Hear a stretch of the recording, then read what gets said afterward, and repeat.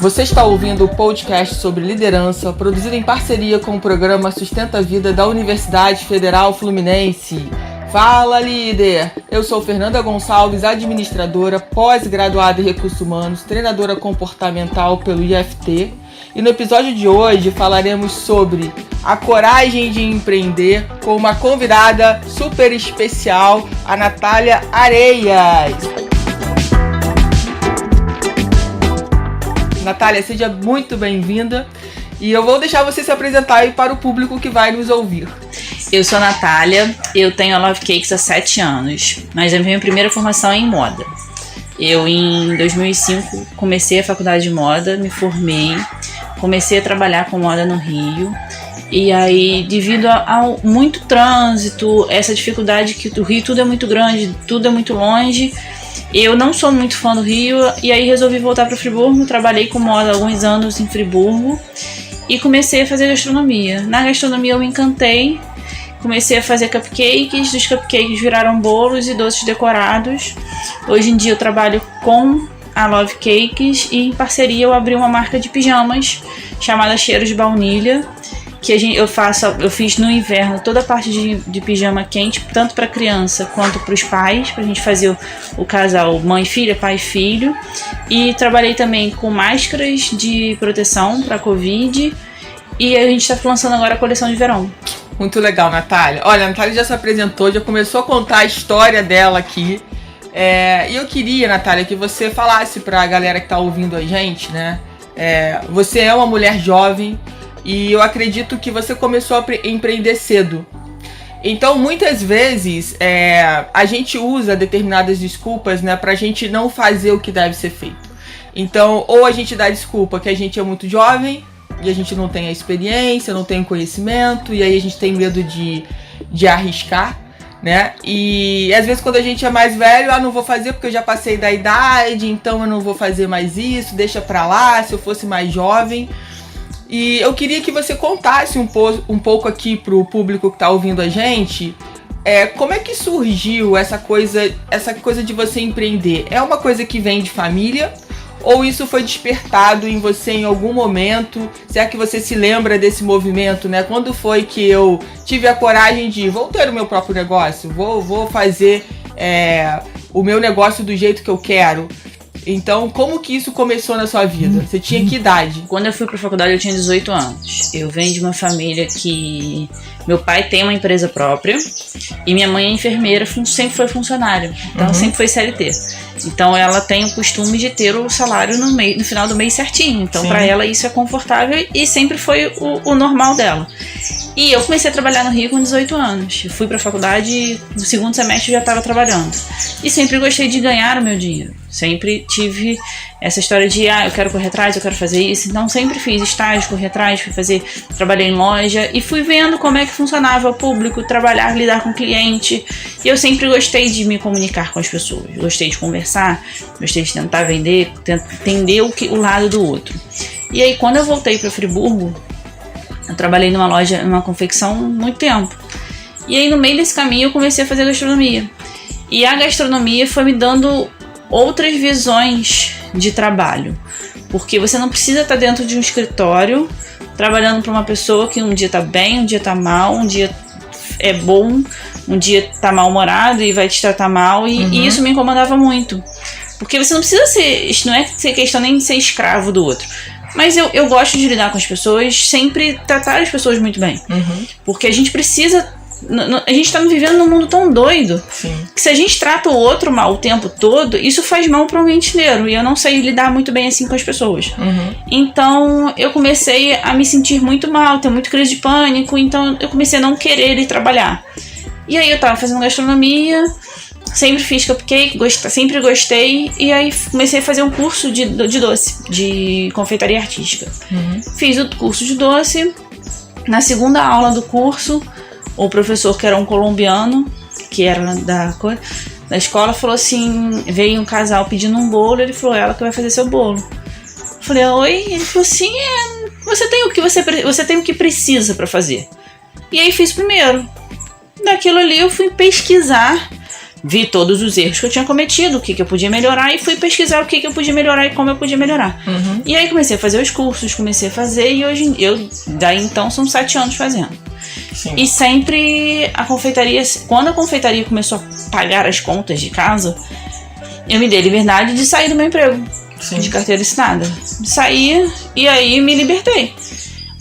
Montei o ateliê dentro de casa, fui fazendo as coisas, me dei de presente minha batedeira que eu sempre quis e fui construindo tudo que eu quis. Comprei meu carro, saí da casa da mamãe, fui morar sozinha, tive meu filho, tudo isso com a confeitaria. E aí em 2020, quando veio a pandemia, a gente chegou uma hora que a gente não tinha movimento nenhum.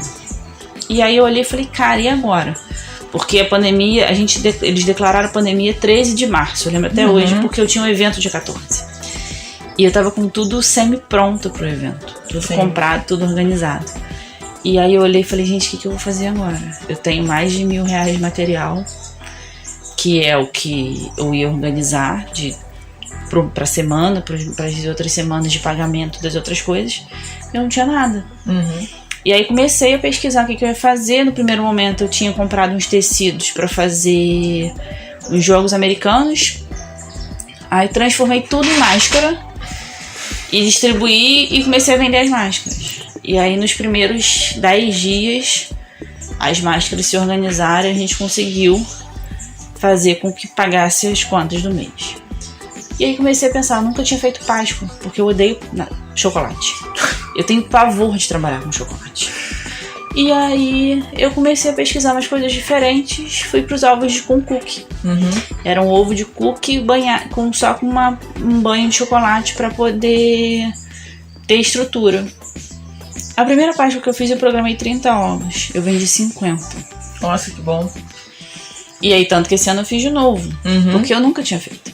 E aí, assim, as coisas foram se alinhando, foram se organizando. Aí fiz Dia das Mães, as coisas foram funcionando e aí a gente conseguiu voltar a viver. E aí no meio do caminho entramos no inverno terrível esse ano.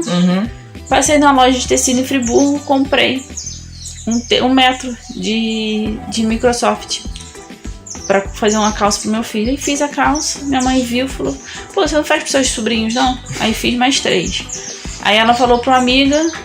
No final das contas virou a Cheiro de Baunilha, que é uma marca de roupa de dormir, que hoje em dia tem a parte de inverno, que é muito forte, e o verão tá saindo agora. E aí você faz os pijamas, é pra adulto e criança, ou só pra criança? Pra adulto e pra criança. Legal. Os pijamas são a gente trabalha, a Cheiro de Baunilha, a gente trabalha mais low fashion. O que acontece? Eu tenho os moldes prontos, eu tenho tudo pronto. Aí a pessoa fala assim, eu quero o meu P e o da minha filha M. E aí eu mostro as estampas que eu tenho disponíveis e eu corto e costuro na estampa que a pessoa quer. Sim. Eu não tenho um ateliê que a pessoa vai ali e compra uma roupa pronta. Entendi. Eu vou fazer aquela roupa especialmente para aquela pessoa. Eu posso, nos pijamas, então, tinha assim, a pessoa, eu tenho mais busto, então pode fazer a blusa maior do que a calça. Sim. Então você tem essa variedade e foi muito legal. A gente teve um retorno muito legal disso. Muito bom. Legal quando você fala, né, que você estava se estruturando, as coisas estavam andando e aí veio a pandemia, né? E, aliás, você já estava estruturado e veio a pandemia. O que aconteceu com muita gente, né, nesse período também. Ou que estava se estruturando, que abriu um negócio e não esperava de maneira alguma, né? Como você bem disse aí, eu não lembrava, mas eu sabia que era final da primeira quinzena de março. E a importância da resiliência, né? De como que a gente vai fazer com o que a gente tem. Porque uma primeira questão que a gente precisa refletir bastante quando a gente fala da pandemia é que existem situações que a gente pode reverter e outras não. Então, as situações que estão ao nosso controle, a gente pode verificar como a gente pode alterar. Só que muitas vezes, e muitas pessoas, né, ao longo desse período, ao invés de ter de trabalhar a sua resiliência e buscar, né, o que eu posso fazer nesse momento, o que eu posso fazer, né, pararam para chorar o leite derramado. E a gente não tinha mais como voltar atrás, não tinha mais como fazer diferente. A partir daquela data, tudo mudou. E as pessoas tiveram que se adaptar. Quem conseguiu se adaptar, quem buscou se adaptar, começou a ver, né, as oportunidades. Porque surgiram muitas oportunidades. Você aproveitou uma oportunidade quando você fala que peguei os tecidos que eu tinha e fui fazer máscara. Você pegou a oportunidade. Você podia estar chorando leite derramado. Poxa, eu tenho esse monte de tecido aqui que eu queria fazer roupa e não vou poder fazer porque as pessoas de repente não vão comprar porque não sabem como é que vai ser o dia de amanhã. E a gente começou a entender que grandes empresas se formaram nesse período, muitas pessoas cresceram, mas é claro que tiveram aquelas também que quiseram, por escolha, né, se manter na mesma posição. E eu sempre falo da questão da rigidez, né, o quanto que a gente precisa aprender a ser flexível e a buscar mais a flexibilidade, de como lidar com isso. Aconteceu, é um fato. E aí, como que eu lido com isso? Eu escolho como eu lido, se eu quero sofrer ou se eu quero aprender melhor com isso. E aí você contou, né, que tem um pouco provavelmente do seu pai na sua história. Tem o lado da sua mãe também, que é uma forma de você olhar os dois por dois ângulos, né, diferentes. E é sempre bom a gente colocar aqui, né, que quando eu falo do empreendedorismo, jamais eu estou dizendo que quem trabalha de CLT está fazendo errado. Só está fazendo diferente. Cada um está fazendo o seu caminho. Imagine se todo mundo quisesse empreender. Né? Só teríamos empreendedores, empresários. Quem são as pessoas que vão trabalhar, né? Que vão também comprar o sonho desses empreendedores?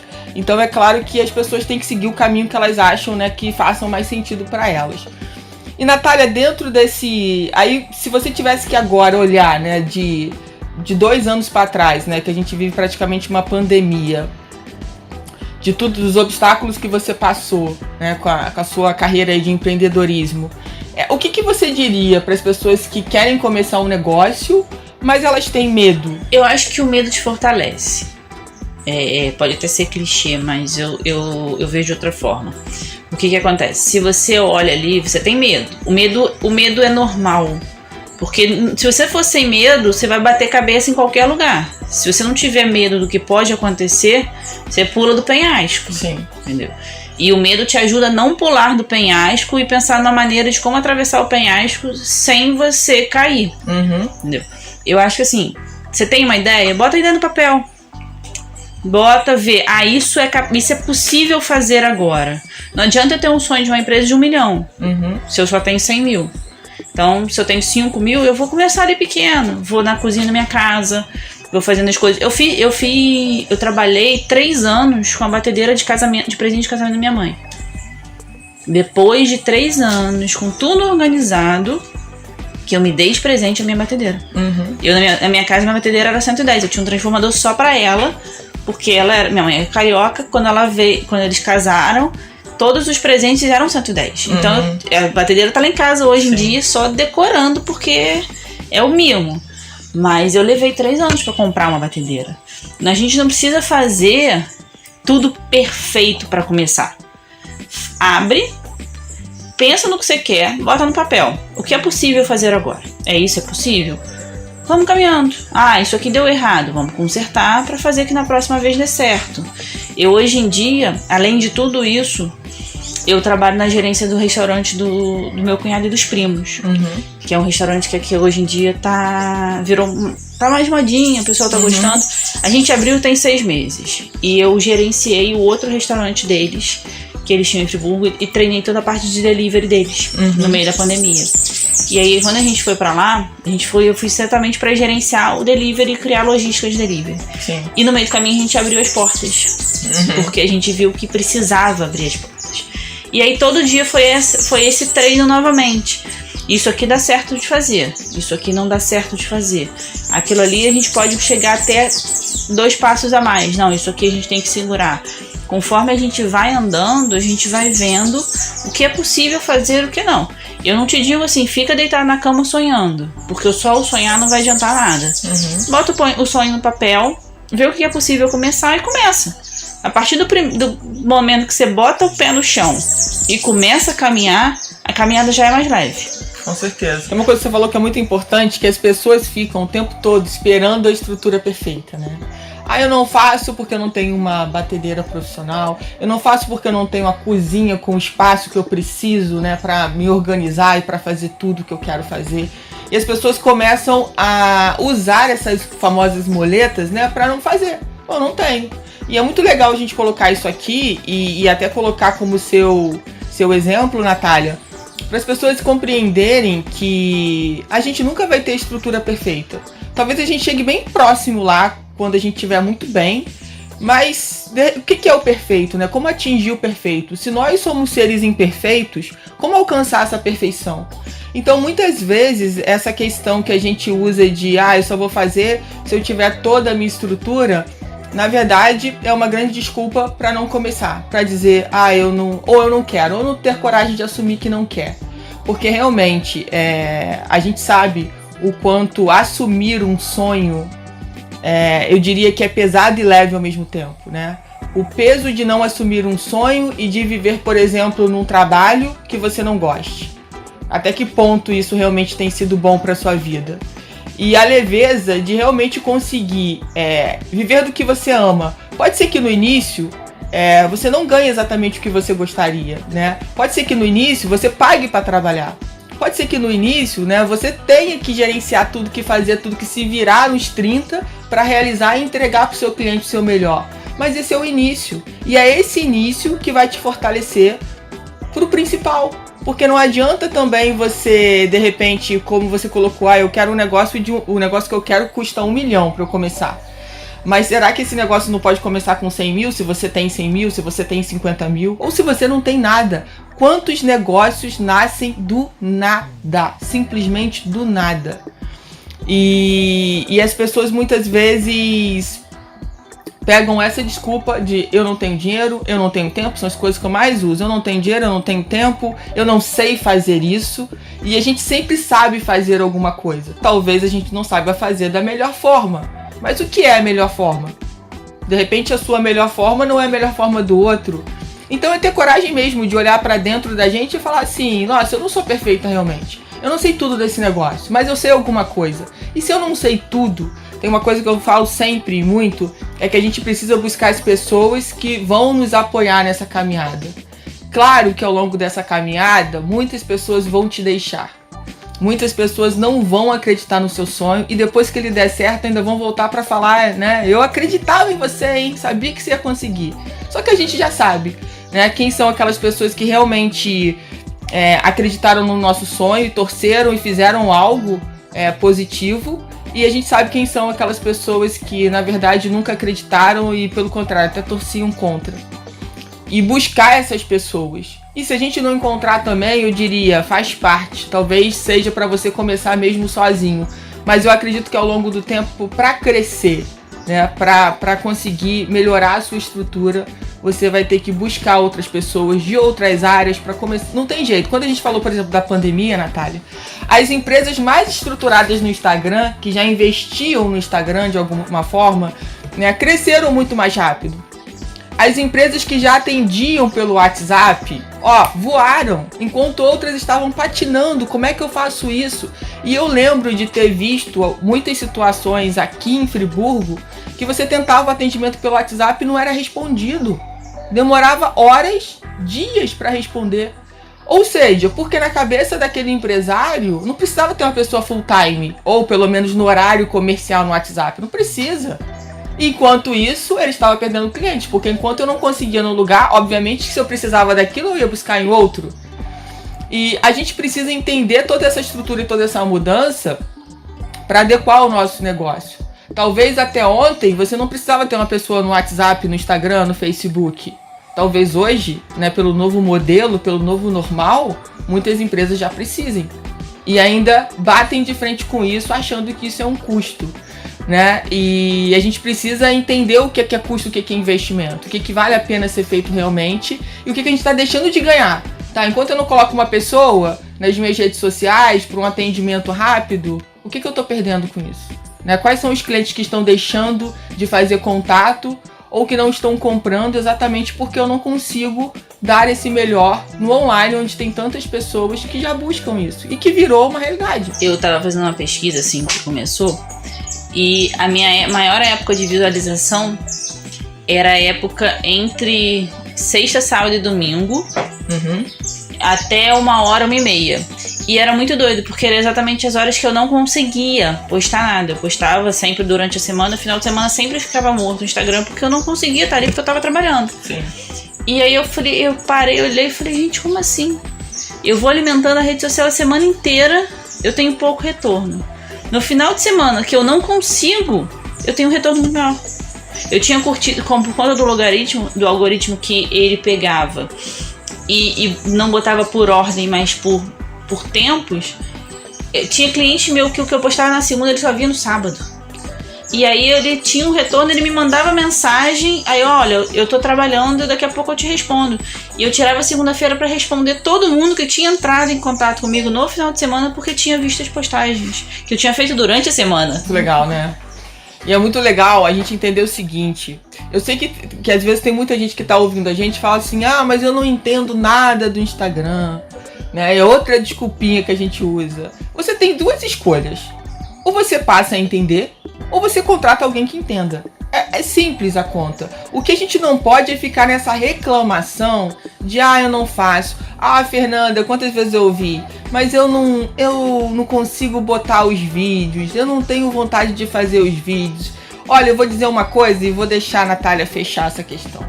Tem muita coisa que eu não gosto de fazer e que eu preciso fazer. É simples. E nesse movimento sou eu que preciso fazer, porque eu tô falando do meu negócio. Se a gente mantiver esse tipo de mentalidade para o nosso negócio, você não está preparada para ter um negócio. Se no seu negócio, que você entende que é a sua paixão, né, que é onde você realmente expande tudo que você é, você diz que você não quer fazer aquilo e só depende de você, realmente você tem que repensar se realmente você quer empreender e se é esse o negócio. Em relação a isso, a gente chegou a uma conclusão muito prática. Pessoas vendem para pessoas. Sim. Então, se você não botar sua cara, se você não conversar com seu cliente, se você não mostrar pro seu cliente quem você é, ele vai procurar uma pessoa real. Exatamente. Porque comprar no Instagram, comprar no WhatsApp, ele tá falando com um celular, ele tá falando com ele mesmo, porque ele não sabe quem tá do outro lado. Sim. A partir do momento que você bota a sua cara e você mostra quem você é, o que você é de verdade, as pessoas criam carinho por você e aí entram em contato com você pelo que você é, não só pelo seu produto. Uhum. Com certeza. Faz muito sentido. A gente precisa se conectar com outras pessoas, né? Nós não somos uma ilha. E isso a gente às vezes esquece no dia a dia, né? Acha que não, vamos automatizar tudo, né? Deixa o robozinho resolvendo. Uma hora, né? Eu acho que o negócio perde um pouco com isso. Tem que vir o dono, tem que colocar cara, tem que colocar a equipe, tem que todo mundo falar. E eu acho engraçado, né? Porque às vezes as pessoas falam assim, mas pra você é fácil, poxa, você fala bem. Mas olha só, se eu for voltar lá, de repente, 15 anos atrás, não era fácil pra mim falar. Eu sempre fui uma pessoa tímida, nem por isso, dentro do que eu acreditava que seria o meu trabalho, que seria desenvolver pessoas, né? Trabalhar com pessoas, eu precisava sim aprender a falar e querer falar. Então, eu sempre digo o seguinte, tudo é treino na vida. Tudo é treino. Se você não é bom naquilo, mas você acredita que aquilo vai te levar a um outro nível, você precisa ter coragem para treinar. Isso acontece quando a gente faz uma atividade física, isso acontece quando a gente começa a aprender uma atividade nova, quando tem um conhecimento novo para ser aplicado. Ora bola, e se eu fosse pensar na primeira palestra que eu dei na minha vida, eu nem imagino o quanto nervosa eu tava e o quanto foi difícil falar para aquelas pessoas. Hoje eu não me sinto nervosa? Me sinto nervosa, normal, daquele frio na barriga, só que é diferente. Porque ficou mais claro, né, o que eu quero e a importância daquilo, né, do que eu tô fazendo. Então, as pessoas precisam aprender a treinar. O que eu vejo muito é essa falta de resiliência e o primeiro obstáculo elas param. Não, isso, eu já ouvi, eu já tive essa crença. Quando dava errado, eu falava assim, porque não é pra mim, né? Se já deu errado, porque não é pra mim. Não saiu o resultado como eu queria, isso não é pra mim. E já tem alguns anos que eu trabalho essa crença, porque se dá errado é aí que eu quero mesmo. Aí que eu quero fazer de uma outra forma, eu quero mudar a estratégia, eu quero trazer outras pessoas para que eu teste todas as possibilidades que eu conheça, para saber se realmente não é pra mim. E eu tenho certeza que se no final eu descobrir que realmente não é pra mim, quanta coisa eu descobri nessas tentativas, e aí para melhorar um pouco a palavra, eu diria que nessas nessas testativas, porque a gente vive testando o tempo todo. E se abrir para esse teste, sem esse peso do tem que dar certo, né? Se não der certo, o que as pessoas vão pensar de mim? E tem muito isso, as pessoas têm medo de iniciar alguma coisa, mas e se der errado, o que as pessoas vão pensar de mim? Se der errado, deu. Tenta de novo. Não é? Isso aí, eu também acho. Natália, quero te agradecer por você ter vindo gravar esse podcast aqui com a gente, é uma honra. Queria que, se você se sentisse à vontade, deixasse aí as suas redes sociais para as pessoas te procurarem e conhecerem um pouco melhor sobre os seus negócios. Então, agradeço, adorei vir aqui. Quando quiser de novo, só chamar. Tem a Love Cakes, que é @lovecakesnf no Instagram, e a Cheiro de Baunilha NF no Instagram também. As duas estão no Instagram. A Love Cakes tem no Facebook. A Cheiro de Baunilha está indo pro Facebook. Não foi ainda, porque acaba que, como é muito mais recente, Sim. A gente só trabalhou uma rede social pra gente conseguir dar conta de tudo. Não precisar abraçar o mundo em um momento que não era aquele momento. Aí a gente tá indo, e esse ano agora, no início do ano, já vai entrar no Facebook também. Legal, muito bom. Então a gente vai encerrando aqui. Muito obrigada, Natália.